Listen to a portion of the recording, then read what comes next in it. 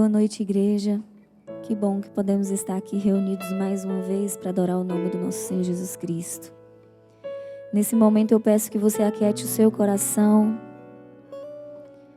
feche os seus olhos e vamos fazer oração de gratidão ao nome dEle. Senhor Deus, nosso Pai, nós te agradecemos, meu Deus, porque mesmo em meio a tanta coisa ruim acontecendo, o Senhor está conosco. Nós te agradecemos, meu Deus, porque é o Senhor quem nos fortalece. Te agradecemos porque em meio às crises, em meio às dificuldades, o Senhor é o nosso suporte maior. Conforte o nosso coração, esteja nos dando direção, força, ânimo. Ó Deus, o que nós podemos te entregar de mais valioso é o nosso coração grato. E é isso que nós te entregamos nessa noite. Obrigada por tudo, obrigada pelo sustento. Em nome de Jesus. Amém.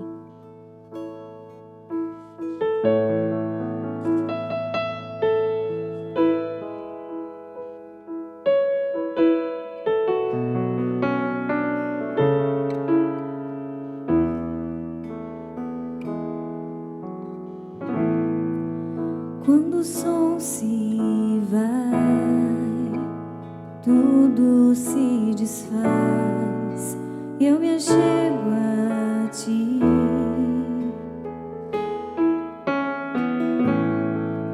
Para dar-te, ó Deus, algo de valor que alegre a ti. Dar-te mais que uma canção, pois a música em si não é o que queres de mim. Tu sondas meu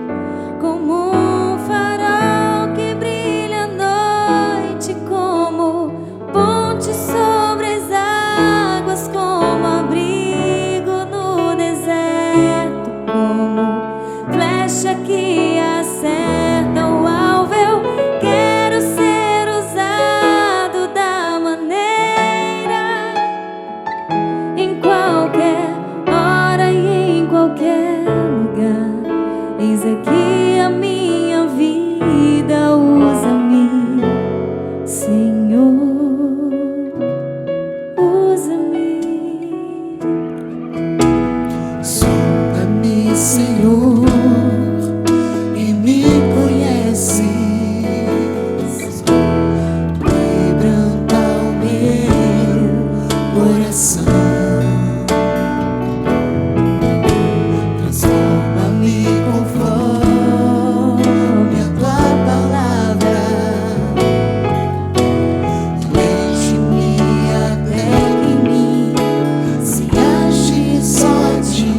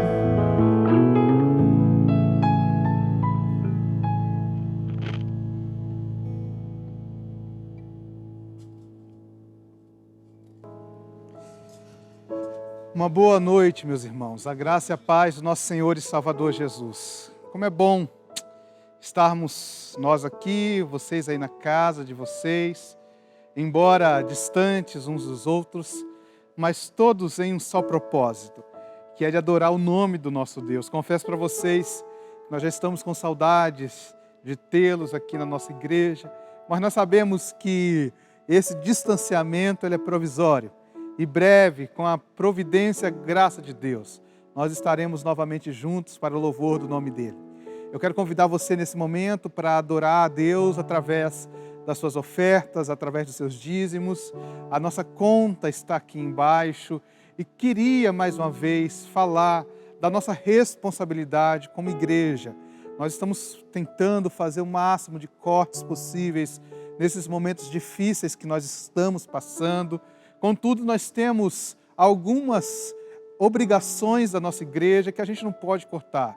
A gente tem um trabalho social que nesse momento tem cada vez mais demanda, nós temos os nossos missionários e é por isso que nesse momento nós precisamos ser generosos. Aqueles que podem, vamos dar as mãos nesse momento, vamos como igreja, como Pibatef, estarmos juntos nesse propósito de continuar fazendo com que o Evangelho de Jesus seja pregado e abençoe pessoas através da pregação, mas também através de atos, ações, atitudes que partem de nós.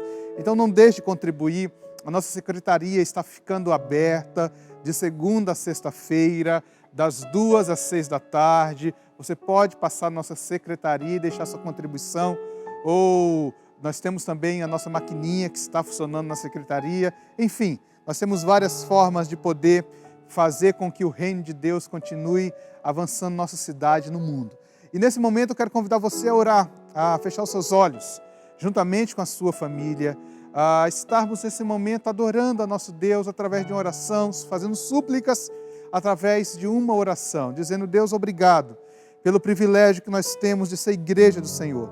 Nós sabemos que o Senhor está no controle de todas as coisas e que não vai faltar recursos, Senhor, para que o seu evangelho continue abençoando vidas através da Pibatev.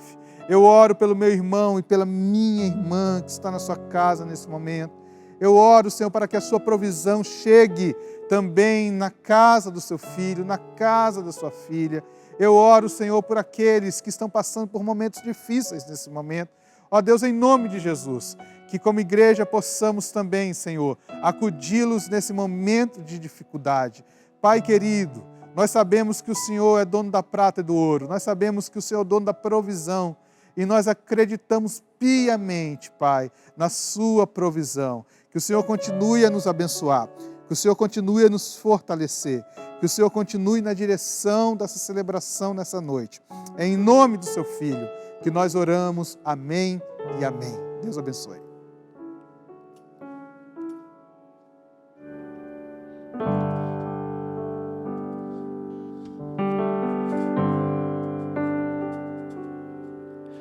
Teus olhos revelam que eu nada posso esconder, que não sou nada sem ti, ó fiel Senhor. Tudo sabes de mim, quando sondas o meu coração, sei que tudo podes ver bem dentro de mim. Oh, leva minha vida a uma só verdade, pois quando me sondas, nada posso ocultar.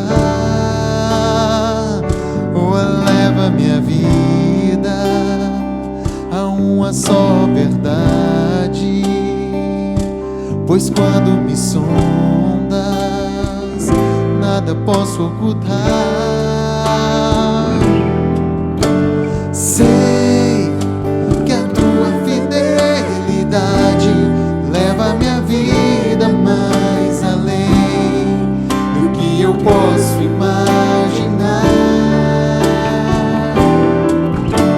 Sei que não posso negar que os teus olhos sobre mim me enchem da tua paz. Oh, leva minha vida a uma só verdade, pois quando me sondas, nada posso ocultar. Leva minha vida a uma só verdade, pois quando me sondas, nada posso ocultar. Sei que a tua fidelidade leva minha vida mais além do que eu posso imaginar. Sei que não posso negar que os teus olhos sobre mim me enchem da tua paz.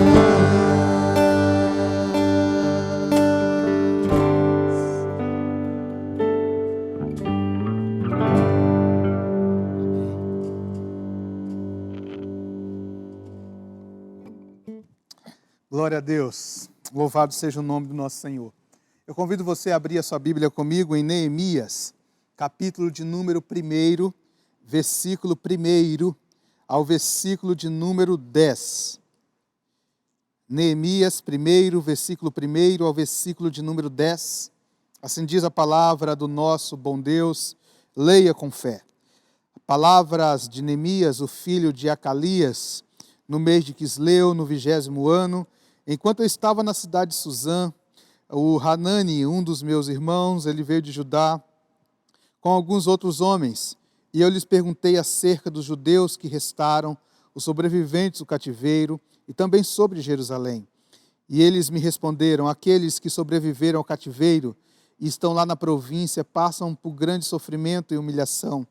O muro de Jerusalém ele foi derrubado e as suas portas foram destruídas pelo fogo.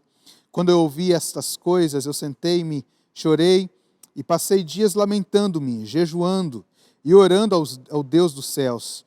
Então eu disse: Senhor, Deus dos céus, Deus grande e temível, fiel à aliança e misericordioso com os que te amam e obedecem aos teus mandamentos, que os teus ouvidos estejam atentos e que os teus olhos estejam abertos para a oração que o teu servo está fazendo diante de ti, dia e noite, em favor de teus servos, o povo de Israel. Eu confesso os pecados que nós, os israelitas, temos cometido contra ti. Sim, eu e o meu povo, nós temos pecado. Agimos de forma corrupta e vergonhosa contra ti. Não temos obedecido aos teus mandamentos, aos decretos e às leis que deste ao teu servo Moisés. Lembra-te agora do que disseste a Moisés, o teu servo, que se vocês forem infiéis, eu os espalharei entre as nações, mas se voltarem para mim, obedecerem aos meus mandamentos e os puserem em prática, mesmo que vocês estejam espalhados pelos lugares mais distantes debaixo do céu, de lá eu os reunirei e os trarei para o lugar que escolhi para estabelecer o meu nome. Estes são os teus servos, o teu povo, tu os resgatastes com o teu grande poder e com o teu braço forte. Vamos orar mais uma vez. Pai querido, obrigado pelo privilégio que nós temos de estarmos reunidos no seu nome. Obrigado pela sua palavra que continua a ministrar aos nossos corações. Eu quero te pedir nessa noite que o Senhor fale profundamente ao meu coração, ao coração da minha irmã, ao coração do meu irmão que me ouve nesse momento. Que a sua palavra seja como um bálsamo para nós. É em nome de Jesus, o seu Filho, o Verbo encarnado, que nós oramos. Amém e amém. Nós temos, dentro desse contexto em que a gente acaba de ler, um dos episódios mais complexos e mais difíceis da história de Israel. O povo de Israel, uma boa parte, tinha sido levado para o cativeiro na Babilônia, mas uma parte havia permanecido na região de Judá, na cidade de Jerusalém. E o Neemias, que está no cativeiro, na cidade de Suzã, ele tem notícias a respeito da situação do seu povo. O seu irmão Hanani, ele acaba de chegar de Jerusalém, e o Neemias então pede a Hanani que diga para ele como que estão as pessoas que permaneceram na província, as pessoas que permaneceram naquela terra. Na sua maioria os pobres, na sua maioria pessoas idosas, pessoas que naturalmente o Império Babilônico não tinha interesse que eles fossem para a Babilônia. Então esse texto é um texto de um período muito triste da história daquele povo, e nós temos algumas lições a tirar desse período, que é muito parecido também com o momento que nós estamos passando. A primeira questão que eu quero pensar com vocês nessa noite é que nesse processo de reconstrução, até porque todo o texto de Neemias vai falar da reconstrução dessa cidade, da reconstrução dos muros dessa cidade, todo o processo de reconstrução, nós que estamos enfrentando essa grande calamidade, precisamos naturalmente já começar a tomar algumas posturas, algumas decisões no processo de reconstrução. E a primeira coisa que nós aprendemos dentro do processo de reconstrução é que nós temos que fazer uma avaliação, uma leitura correta a respeito da situação que nós estamos passando.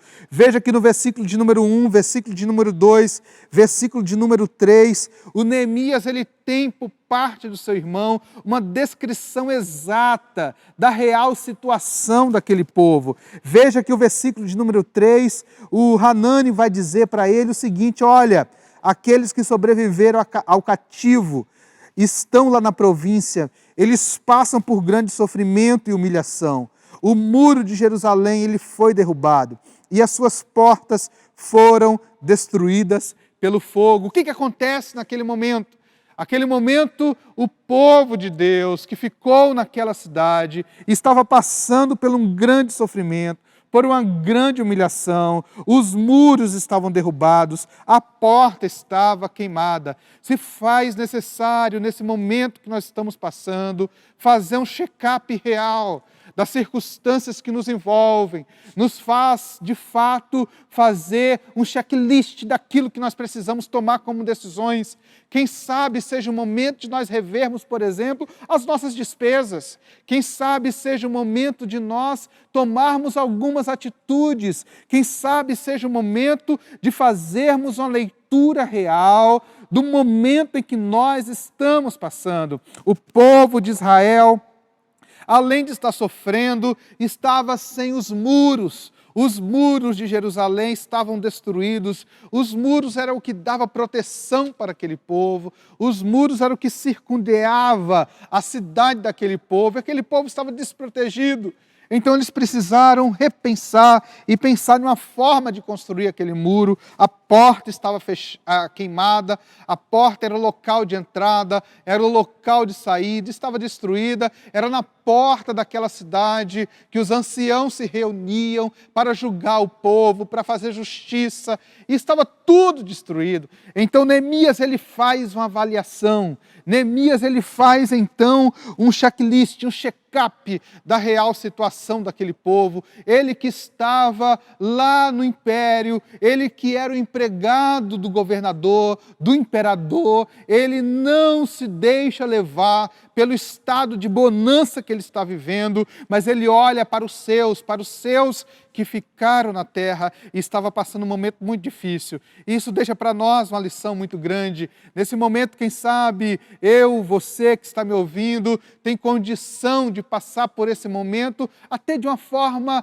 menos vulnerável. Contudo, nós precisamos fazer uma leitura do nosso entorno e procurar oportunidades de abençoar aqueles que nós podemos abençoar. Então, a primeira lição que fica para nós nesse texto é que, diante de um processo de reconstrução, a gente tem que fazer uma leitura real da situação em que nós estamos vivendo. A segunda lição que esse texto deixa para nós está na parte A e parte B do versículo de número 4, quando Neemias diz: quando eu vi todas essas coisas, eu sentei e eu passei dias lamentando, jejuando e orando ao Deus dos céus. Eu quero me deter sobre o lamento de Neemias. Nós aprendemos que no processo de reconstrução, se nós não sentirmos a dor dentro do nosso coração, se nós não sermos empáticos com a circunstância que nos envolve, com a dor de famílias e famílias que têm perdido seus entes queridos, com a dor de milhares de pessoas que já têm perdido os seus empregos, com a dor de milhares de pessoas que têm sofrido por não ter o que comer. Nós não podemos ser insensíveis, nós temos que ter dor no nosso coração, nós precisamos sentir a dor dos outros também, nós precisamos lamentar por esse momento. O texto diz que Neemias ele passa dias lamentando. Lamento é uma expressão da nossa alma, lamento é uma expressão do nosso coração diante de Deus, lamento é uma postura em que nós nos colocamos diante do caos, diante da dor, diante da dificuldade. Então, dentro de um processo de reconstrução, para que tenha uma reconstrução, além de fazermos uma avaliação correta, nós precisamos lamentar, nós precisamos sentir a dor, nós precisamos ser empáticos com a dor do outro, com a dor do nosso próximo, com a dor daquele que não está dentro da nossa casa. Nós precisamos lamentar. A terceira e última coisa que a gente aprende com esse texto é que dentro desse processo de reconstrução, além de fazermos um levantamento real da circunstância, além de lamentarmos, nós temos que orar, nós temos que dobrar os nossos joelhos. A oração muda a nossa forma de ver a vida. A oração muda a circunstância em que nós estamos inseridos, porque na oração nós chamamos, nós convocamos, nós clamamos a Deus para que entre dentro da nossa dor. E a oração de Neemias, ela envolve 3 questões importantes que eu preciso compartilhar com você. Em primeiro lugar, a oração de Neemias envolve reconhecer Deus como Deus é. Veja comigo o versículo de número 5 e o versículo de número 6. Quando ele chega e diz: Senhor, Tu és o Deus dos céus, Tu és um Deus grande, Tu és um Deus temível, Tu és um Deus fiel, a aliança, Tu és um Deus misericordioso. É muito importante nós entendermos a quem nós estamos orando. É muito importante nós entendermos quem é o nosso Deus. Nosso Deus é grande, nosso Deus é misericordioso, nosso Deus é fiel, nosso Deus continua e permanece atentos aos nossos pedidos. O versículo de número 6 vai dizer que os teus ouvidos estejam atentos, Senhor, que os teus olhos estejam abertos, Senhor, às nossas orações. Então, a primeira ponte dessa oração, a primeira parte dessa oração envolve o reconhecimento de quem Deus é. Na oração do Pai Nosso, em que Jesus nos ensina a orarmos a Deus, Ele diz: quando vocês orarem, orem assim: Pai Nosso que estás no céu. A ideia de Deus estando nos céus traz para nós uma tranquilidade ao nosso coração. Ele está acima de todas as coisas. Ele está acima do sistema cósmico. Ele está acima da terra. Ele está acima de todas as nossas dificuldades. É importante entendermos Deus como Deus é. A segunda questão que está inserida nessa oração do Neemias está no versículo de número 6, a parte B, e o versículo de número 7, quando ele entende que uma oração tem que ter confissão de pecados. Ele diz: eu confesso os pecados que nós, os israelitas, nós temos cometido contra ti. Sim, o seu povo, nós temos pecado. Nós agimos de forma corrupta e vergonhosa contra ti. Nós não temos obedecido aos mandamentos, aos decretos, à tua lei que tu destes ao teu servo Moisés. O que Neemias está dizendo diante de Deus? Neemias está dizendo diante de Deus que nós somos pecadores, que nós cometemos falhas, que nós pensamos o que nós não deveríamos pensar, que nós agimos da forma que nós não deveríamos agir, que nós somos displicentes nos nossos atos e nas nossas atitudes. É por isso que o coração de Neemias é um coração que reconhece que nós somos pecadores, a ponto dele dizer: Deus, nós pecamos contra ti. Deus, nós temos agido de forma displicente contra ti. A humanidade tem agido como se ela fosse detentora do seu próprio destino. A humanidade tem agido como se ela resolvesse tudo com dinheiro, com ciência, com tecnologia. A humanidade tem sentido agora na pele que nós somos insuficientes para nós mesmos, que nós somos incapazes de resolvermos muitos problemas. Nós reconhecemos diante de ti, Senhor, a nossa finitude, a nossa necessidade que nós temos do Senhor. Nós andamos dispersos, desatentos, distantes do Senhor, mas tende misericórdia de nós. E caminhando para o final da nossa reflexão nessa noite, a última parte da oração de Neemias envolve o reconhecimento das promessas de Deus, envolve o conhecimento das promessas de Deus e o trazer à memória aquilo que nos traz esperança. E o trazer à memória as promessas que nosso Deus fez. Veja que no versículo de número 8 ele vai dizer: Senhor, lembra-te agora do que tu dissestes a Moisés, o teu servo. Se vocês forem fiéis, eu os espalharei para as nações. Mas se vocês se voltarem para mim, obedecerem os meus mandamentos e os puserem em prática, mesmo que vocês estejam espalhados pelos lugares mais distantes debaixo do céu, de lá eu os reunirei e os trarei para o lugar que escolhi para estabelecer o meu nome. Nós precisamos, nas nossas orações, trazermos à nossa memória a promessa de Deus. Os dias são maus, alguns de nós já têm sofrido na pele algumas consequências desses dias tão difíceis. Alguns têm sofrido a própria enfermidade do Covid-19. Alguns já têm, quem sabe, sofrido desemprego. Alguns têm sofrido o transtorno de viver confinado. Mas nós precisamos trazer à memória aquilo que nos traz esperança. E o que nos traz esperança? A promessa de Deus. A promessa do cuidado de Deus. Que Deus estaria conosco todos os dias, até a consumação do século. O versículo de número 10, ele vira para Deus e diz: nós somos o teu povo. Tu nos resgatastes com o teu grande poder e com o teu braço forte. Deus, nós somos o teu povo. Essa irmã que me ouve nesse momento, esse irmão que me ouve nesse momento é o seu povo. É necessário na nossa oração, além de reconhecermos Deus como Ele é, com o seu grande poder e glória, é necessário em nossas orações confessarmos o nosso pecado. E é necessário em nossas orações trazermos à memória aquilo que nos traz esperança, as promessas do nosso Deus. A minha oração é que essa palavra esteja no seu coração. Eu convido você então a orar nesse momento, a fechar os seus olhos juntamente com a sua família e a orarmos dizendo: Deus, nós reconhecemos que o Senhor está sobre todas as coisas. Nós sabemos que o Senhor é o Criador dos céus e da terra. Nós sabemos que nada foge do controle das suas mãos. Nós sabemos, conforme diz a sua palavra, que os seus ouvidos estão atentos. Os seus olhos estão focados em nós. Mas nós também confessamos diante de Ti os nossos pecados, Senhor. Nós agimos de forma que não deveríamos, como nós somos displicentes, como muitas vezes nós Te tratamos como um assunto de final de semana.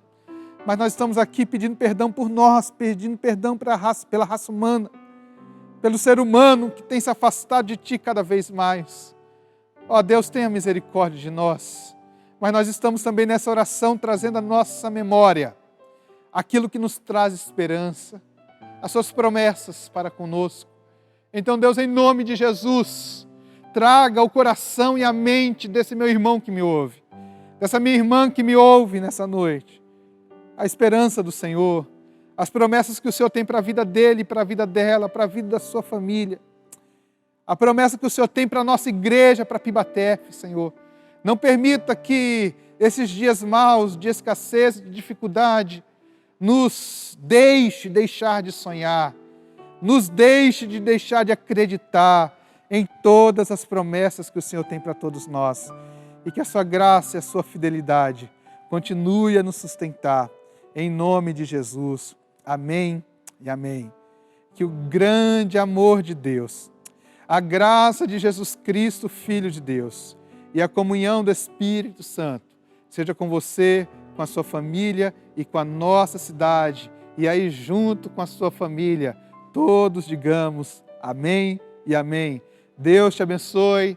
Tenha um ótimo restante de semana. Em nome de Jesus. Amém.